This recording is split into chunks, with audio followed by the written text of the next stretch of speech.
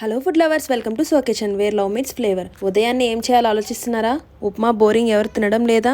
అయితే నేను చెప్పే చిన్న చిన్న టిప్స్తో సీక్రెట్స్తో ఒక్కసారి ఈ గోధుమ రవ్వ ఉప్మా చేయండి. కేవలం 15 నిమిషాల్లో రెడీ అయ్యే టేస్టీ బ్రేక్ఫాస్ట్. ఉప్మా అంటే బోర్ అనేవాళ్ళు కూడా ఈ రెసిపీ చూశాక మళ్ళీ అడుగుతారు. లాస్ట్ వరకు స్కిప్ చేయకుండా చూడండి. నేను చెప్పే టిప్స్తో ఉప్మా రుచిని మరో లెవెల్కి తీసుకెళ్తుంది. ఇంకెందుకు లేట్, మనం ప్రాసెస్ స్టార్ట్ చేద్దాం. స్టవ్ మీద ముందు కడాయి పెట్టుకొని అందులో 1 కప్ గోధుమ రవ్వ వేసి మంచి వాసన వచ్చే వరకు వేపుకోండి. గోధుమ రవ్వ వేగాక తీసి ప్లేట్లో పెట్టుకోండి.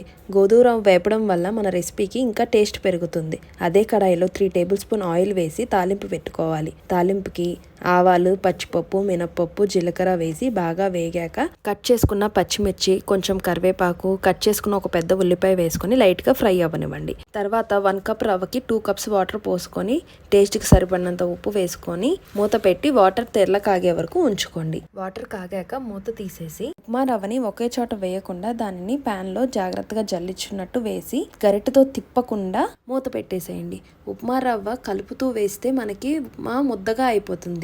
ఇలా కలపకుండా వేస్తే ఉప్మా పొడి పొడిలాడుతూ వస్తుంది. 10 మినిట్స్ తర్వాత ఉప్మాలో వాటర్ అన్ని ఇంకిపోయినాక స్టవ్ ఆఫ్ చేసి ఒక 5 మినిట్స్ పక్కన ఉంచేయాలి. 5 మినిట్స్ తర్వాత గరిటెతో కదిలిస్తే ఇలా పొడి పొడి రవ్వ ఉప్మా రెడీ అయిపోతుంది. సర్వింగ్ ప్లేట్లో సర్వ్ చేసుకొని వేడి ఉప్మా మీద నెయ్యి వేసుకొని కారం పొడితో నంచుకొని తింటే సూపర్గా ఉంటుంది. ఇలాంటి ఎన్నో రెసిపీస్ కోసం account like, share and follow చేయడం మర్చిపోద్దు.